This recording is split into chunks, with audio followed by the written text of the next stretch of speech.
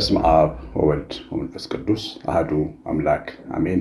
እጅግ የተወደዳችሁና የተባረካችሁ ሕያው እግዚአብሔር ቅዱስ አምላክ የሚወዳችሁ የእግዚአብሔር ልጆች እንድትባሉ አብ እንዲህ ያለውን ፍቅር የሰጣችሁ ከሰማያት ወርዶ የእግዚአብሔር ልጅ ወልድ ኢየሱስ ክርስቶስ የተዘመዱ የተዛመዳችሁ ቤዛ ሆኖ መስቀል ላይ ዋጋ ሲከፍል ዋጋ የተከፈለለት ያደረገን ልጆች ቤተሰቦች ያደረገን መንፈስ ቅዱስ ያተመን ለዘላለም ክብር ለዘላለም መንግስቱ ያጨን ሀብተ ወልድ ስመ ክርስትናን የሰጠን እጅግ የተወደዳችሁ እግዚአብሔር ልጆች እንደምን ቆያችሁ? ሁሉን የሚችል አምላክ እግዚአብሔር ክብር ምስጋና ለዘላለም ስሙ ተወደደ የተመሰገነ ይሁን። እግዚአብሔር ብሩካን እንግዲህ ዛሬ የምንማረው በስውር ስለምናረጋቸው መንፈሳዊ ስራዎቻችን ነው። በተለይ አሁን ፊት ለፊታችን አብይ ጾም ስለመጣ በዛ ጉዳይ ላይ እንማራለን። ትናንትና ማሳሰቢያ ሰጥቼ ነበረ። 3 ወላጆች ሆነው እናት ሆና ልጆቿን የምታሳድግ ያለ አባት ያለ ባል አንዲትን እናት አንድ ቤተሰብ የሚይዝበት መርሃ ግብራችን ላይ 3 እናቶች ይዤ መጥቼ ነበር። እግዚአብሔር ይመስገን አንዲት እህቴ ቴክስት አድርጋልኛለች። አንድ እናት ወስዳልኛለች። 2 እናቶች ይቀራሉ። ሚኒመም 50,000 ብር በዓመት መስጠት የሚችል ሰው ለአንድ እናት ልጇን ምሳቃ መቋጠር እንድትችል ያግዛል። ይሄ ለእናንተ በረከት ነው፣ ለእሷ ደግሞ ትልቅ እረፍት ነው እና ይህን ማድረግ የምትፈልጉ በ9114138 ስልኬ ላይ አሳውቁኝ። ዋትሳፕ ቴሌግራም ላይ ያለው እግዚአብሔር እናንተን ቤታችሁን ይባርክ። እንግዲህ ማቴዎስ ወንጌል ምዕራፍ 6 ላይ አሁን የምንማረውን የትምህርት ሀሳቦች ጌታችን ኢየሱስ ክርስቶስ በተራራ ላይ በሰበከ ጊዜ ማቴዎስ ጽፎ አስቀምጦልናል። እንግዲህ ማቴዎስ በጌታችን ደቀ መዛሙርት ከ12ቱ አንዱ ነው። ያው ታውቁታላችሁ፣ ስሙ ሌዊ ይባል ነበር፣ ቀራጭ ነበረ። በኋላ ጌታችን ኢየሱስ ክርስቶስ በጠራው በኋላ መቅረጫውን የተከተለው ስሙ ማቴዎስ የተባለ ሐዋርያ ነው። ማቴዎስ ወንጌልን ከጻፉት ከሐዋርያት አንዱ ነው። 2 ሐዋርያት ወንጌል ጽፈዋል፣ ዮሐንስና ማቴዎስ። 2 ረድ ደግሞ የሐዋርያት አገልጋዮች ነበሩ፣ ሉቃስና ማርቆስ ደግሞ እንደዚሁ ጽፈዋል። ሉቃስና ማርቆስ የሐዋርያት አገልጋዮች ረዶች ናቸው።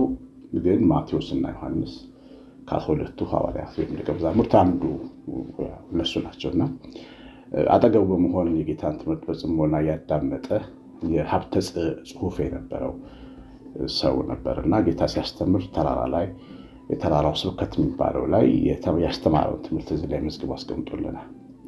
እና እነዚህን 3 ነገሮች በተለይ አሁን ፊት ለፊታችን ትልቁ ጾማችን ስለመጣ እነዚህ 3 ነገሮች በደንብ አድርገን አይተን እንድንመረምራቸው ነው። እግዚአብሔር ደብቀን የምናደርጋቸው ብሎ ከሰጠን ነገሮች ናቸው። በሰው ፊት መታየትም እንዳንፈልግባቸው እንድንጠነቀቅ የሚያስፈልጉ ነገሮች ናቸው። ፊት ከሰጠናቸው ደግሞ ልታይ እንድንል የሚያደርጉን ለዚያም የሚገፋፉን ነገሮች ናቸው። አንድ ደካማ ሰው፣ አንድ ስጋዊ ሰው ሲጾም እውነት ለመናገር ኩራት ይሰማዋል ሰውነቱ እና ልታይ ይላል። ይሄ እኮ የተሻለ ይሄ እኮ ልዩ ሰው ነው፣ ከሌሎች የተሻለ ነው ለመባል የጾም ሰው ነው ለመባል ይፈልጋል ውስጣዊ ፍላጎታችን። አንድ ሰው ሲጸልዩ ጸሎተኛ እኮ ነው፣ ለእግዚአብሔር ቅርብ ነው ተብሎ እንዲከበር የከበሬታ ወንበር እንዲሳብለት ሊፈልግ ይችላል አንድ ሰው።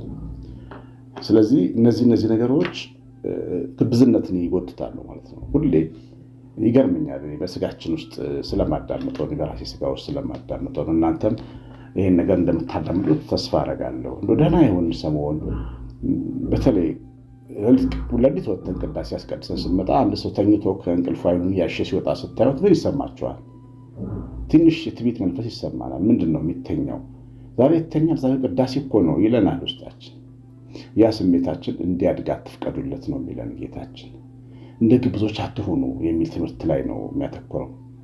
ስትጸልዩም እንደ ግብዞች አትሆኑ፣ ስትጾሙም እንደ ግብዞች አትሆኑ፣ ስትሰጡም ስትመጸውቱም እንደ ግብዞች አትሆኑ።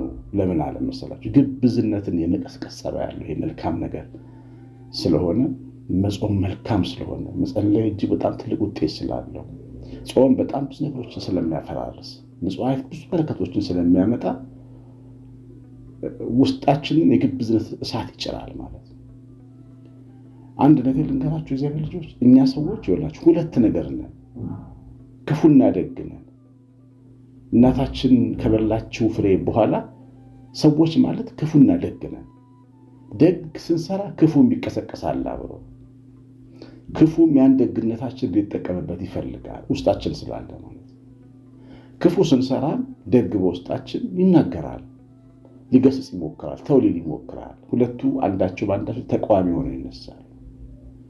ስለዚህ ደግነቱ፣ መልካምነቱ፣ መጾሙ፣ መጸለዩ፣ ምጽዋት ማድረጉ በእግዚአብሔር ፊት መልካሙና ደጎ ነገር ነው። ግን ክፉን ይቀሰቅሰዋል፣ ግብዝነትን ሊጠራ ይችላል። ስለዚህ ከግብዝነት ነፃ ሆነ ግብዝነት ሳይነካን የምናደርጋቸው እነዚህ መንፈሳዊ ሚስጥራት ናቸው። እኛና እግዚአብሔር ብቻ የምናደርጋቸው ናቸው። በኋላ በፍሬ የሚገለጡ ናቸው። ታውቃላችሁ፣ ባልና ሚስት አንድ ላይ ሲተኙ የሀገር ሰው አያውቃቸውም፣ አያያቸውም። ነገር ግን በፍሬያቸው ግን ይታወቃሉ።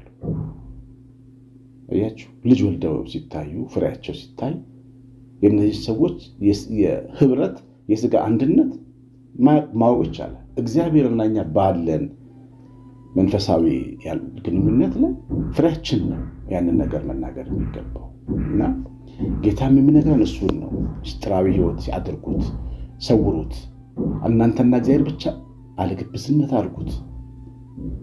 ፈሪሳዊ መልክ የሚሰጥ አደገኛ ኢሜጅ የሚያበላሽ ሊሆን ይችላል ካልተጠነቀቃችሁበት ማለት ነው።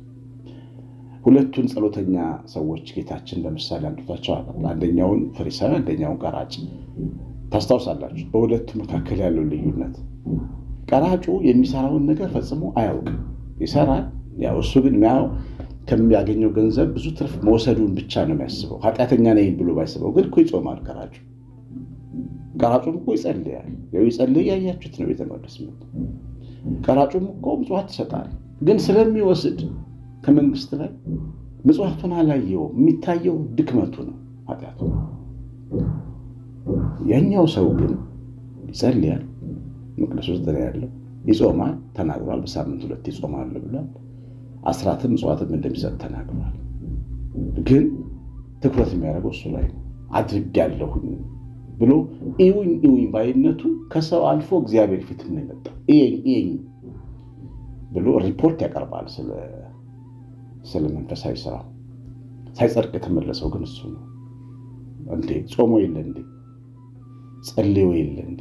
መቅደስ መጥቶ የለ እንዴ? ምጽዋት አስራት ሰጪ አይደለም እንዴ? እንዴት ሳይጸድቅ ይመለሳል ብትሉ ልብ ውስጥ ያለው እርሾ ነው ያበላሸው። ልብ ውስጥ ያለው እርሾ ያ ንጹህ የሰርግ ልብስ አልለበሰም። ጌታ በወንጌል እንዳስተማረ በሰርግ ቤት ውስጥ የተጠሩ ስራ ፈቶች ከገቡ በኋላ አንደኛው የሰርግ ልብሱ በር ላይ ሲታደር አልፈልግም ብሎ ነው የገባው። የሰርጉን ልብስ መልበስ ነበረበት። በእግዚአብሔር ፊት የትህትና ልብስ፣ ራስን የማወቅ ልብስ፣ ነገር ሁሉ በእግዚአብሔር ጸጋ እንጂ በሰው እንዳልሆነ የማወቅ አስተዋይነት ይፈልጋል።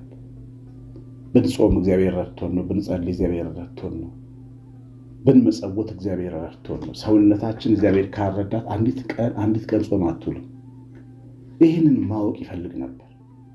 ግን ይህ ሰው ይህን ሊመለከት አልቻለም። ራሱ እንዳደረገው ተሰማው። በዚህ ምክንያት ተገበዘ በእግዚአብሔር ፊት ሳያፍር፣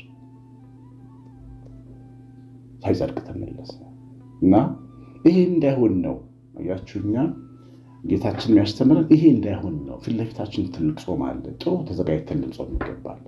አስተሳሰቡ ላይ የአዋጅ ጾም ነው። ሰው ሁሉ ሊያውቀው እንገደዳለን። ህዝብ የሚጾመው ጾም ስለሆነ የአዋጅ ጾምም ቢሆን ግን እጾማለሁ ባይነት ግንም አለው። ከፈለግን ከንፈራችንን አጥቆረን ፊታችንን አጨማደን ጾመኛ እኮ ነኝ አትንኩኝ፣ ተንከባከቡኝ የሚሉ ሰዎችን እንዳንሆን ነው። ተቀብተን አምሮብን እንድንወጣ እየጾምን መሆኑ እንኳን እንዳይታወቅ ነው። በልታ የወጣች ነፍስ እንድንመስል እንደነ ሦስቱ ሕፃናት እንደነ ዳንኤል ፊታችን በጥራጥሬ ጾም እንዲያበራ ነው። ያን መንፈሳዊ ጣዕም እንድንቀምሰው ነው። ጸሎት ስንጸልይ ሰውረን እንጸልያለን። ጸሎትን መሰወር በጣም ይቻላል። ያን ያህል ግብዝ በማያደርገን ሁኔታ ቤተክርስቲያን ውስጥ በጋራ እንጸልያለን። ቤታችን ጸሎት ቤት ካለ ወይም ከቤተሰቦች ጋር መጸለይ ምንም ችግር የለውም። በግል ጉዳዮቻችን መትጋት ስንፈልግ ሰወር ማለት እንችላለን።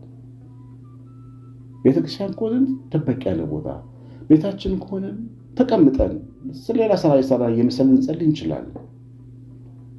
ወይ ወጣ ብለን እንደና አብርሃም ሰማይ ያየን ልንጸልይ እንችላለን፣ ሰው ሳያይ። ብቻ ግን ጸሎትን መሰወር ያስፈልጋል። እግዚአብሔርና ሰው ባልና ሚስት ሚስጥራቸውን እንደሚደብቁ ማለት ነው። ይሄ ልክ እንደዛ አይነት ሚስጥር ነው።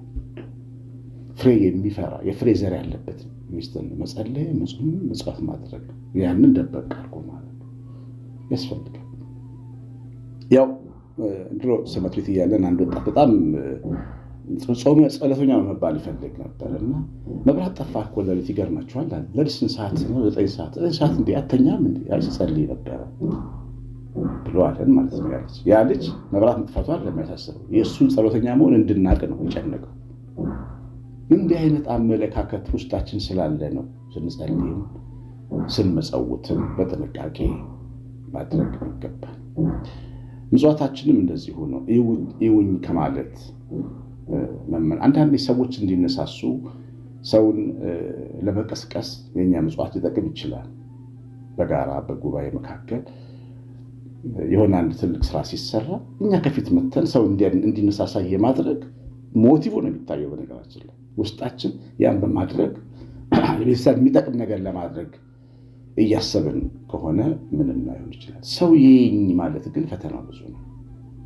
ይወላችሁ በምጽዋታችን ጊዜ ሰው ሁሉ ይውኝ እንዲሉን ከፈለግን፣ ሰው እንዲያይን ከፈለግን የሀገር አታላይ ችግረኛ ነው የሚከብን፣ ጠላት ነው የሚከብን፣ የሚዋጋ ለራሳችን ሲል ነው ጌታ ደብቁት ያለ። እችማ ምጽዋተኛ እችማ ደግነች ብሎ ብልጥ ሌቦቹ ነው ይከቡን ይችላሉ። አጋንንት ሰዎችን ይልክብናል። እያችሁ ስንጸልይ ይውኝ ስንል ጸልይልኝ ችግሬ እንዲህ ነው እያሉ እናንተ ማትፈቱትን ችግር ይዘው ሰዎች መጥተው የእናንተ እምነት ሊፈተን ይችላል። ውጤቱ ፈተናው ቀላል እንዳይመስላችሁ። ስንጾምም ሰዎች ለእኛ ያላቸው ግምት እኛን በጣም ሊርቁን ከሰው እኛን ሩቅ አድርገው ሊያርቁን ይችላሉ። ጾማችን በዓለም አደባባይ እየታየልን እንዲታየልን ስንፈልግ ሰወር ስንል ግን ሰው በሰው ልክ ያየናል። ደግሞ እኛ በሰው ልክ ነን። የተለየ ባህታዊ የተለየ ዘጌ አይደለም።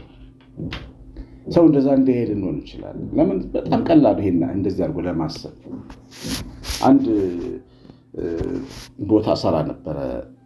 ሃይስኩል እንደጨረስኩኝ ተማሪ ነኝ። በጣም ሲሪየስ ተማሪ ነኝ። ከዛ አባቴ አንድ ቦታ እንድሰራ አደረገኝ። ያው መንፈሳዊ ነገር ስለማይፈልገው የኔን መንገድ ለማስቀየር ስለፈለገ አንድ ቦታ ግባ ብሏለኝ። ገባሁና እዛ ስራ ቦታ ቤተሰብ ስራ ቦታ ነው።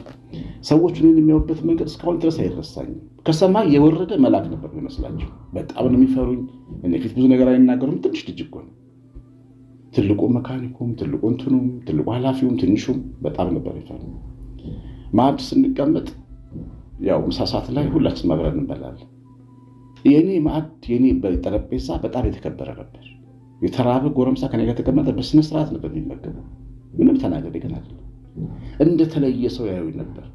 ይሄ ቢያሰክረኝስ? ይሄ አመለካከት ሰዎች ለኔ ሰጣቸው የሰጡኝ ግምት ቢያሰክረኝስ? ሌላ ግብዝ ለሚያርግብ ሰው ሊሆን ይችላል ነበር። አያችሁ፣ ስንጾም ስንጸልይ አይደለም ሰንበት ትምህርት ቤት ስንመጣ ሰው ለኛ ያለው ግምት በብዙ እጥፍ ከፍ ይላል። ሌላ ሰው አድርጎ ሊያየን ይችላል። ያ ደግሞ እኛ ሌላ ሰው አይደለንም። እኛም እንደነሱ ነን። እኛም ሰዎች ነን። እኛም ድካም አለብን። እንዳንረሳው ያንን አያችሁ። እና የተሰወረው የተደበቀው በእግዚአብሔር ፊት የተሸሸገው ይሄ እነዚህ ሚስጥራት ስንደብቃቸው እኛ ልክ ያለን እኛም እንደ ሰው መሆናችን እንዳንረሳ ነው የሚያደርጉ። እንደዚህ ሰውዬ ስላላረከኝ አመሰግናለሁ ብለን እንዳንጸልይ ነው የሚያደርጉ። እንደዚህ ቀራጭ አላረከኝም አመሰግናለሁ የሚል ግብዝ ሰው እንዳንሆን ነው የሚያደርጉ። ለዚያ ነው ጌታችን ሰወር አድርጋችሁ ጸልዩት የሚለው። የአምልኮ መልካችን እንዳይበላሽ፣ የሰርግ ልብሳችን እንዳያወልቅ፣ ያለ ልብስ በእግዚአብሔር ፊት እንዳንቆም፣ ያለ ጌጠኛ ልብስ ያለ ሰርግ ልብስ እንዳንቆም፣ ግብዝ ብቻውን እንዳንታይ ነው ጌታ እነዚህ ነገሮች ያስተማረን። እንግዲህ የንስሐ ጊዜ ነው። አሁን ይህ ሳምንት ካህን አባቶቻችሁን የምታገኙበት ነው። ንስሐቸውን ተቀብላችሁ አብይ ጾም መቀበል ያስፈልጋል። ቅበላ ሲባል ያው ቅባቱ ዶሮ ብቻም ሳይሆን ንስሐ በደንብ ያስፈልጋል። ለምንጾሙ ትልቅ ጾም ስለሆነ በጾማችን ጊዜ ራሳችንን በደንብ አዘጋጅተን እንድንጾም አደራ እላለሁኝ። እግዚአብሔር ባርካችሁ። እግዚአብሔር ቸርነት የእናታችን ቤታችን ረድኤት በረከት የምላት ጥበቃ አብሮን ይሁን። እግዚአብሔር ቢፈቅድ ቢሳካ ሁለቱን ወርቅ የ55ቱን ቀን ቅዳሴ በላይቭ ስትሪም ለማስተላለፍ አጋፔ እንሞክራለን። እግዚአብሔር ቢረዳን ቢያግዘን አንዳንድ የምናስተካክለው ነገር ስላለ ነው። እግዚአብሔር ባርካችሁ። ቀሲስ አሸናፊ ገብረማርያም ነኝ። ሰላም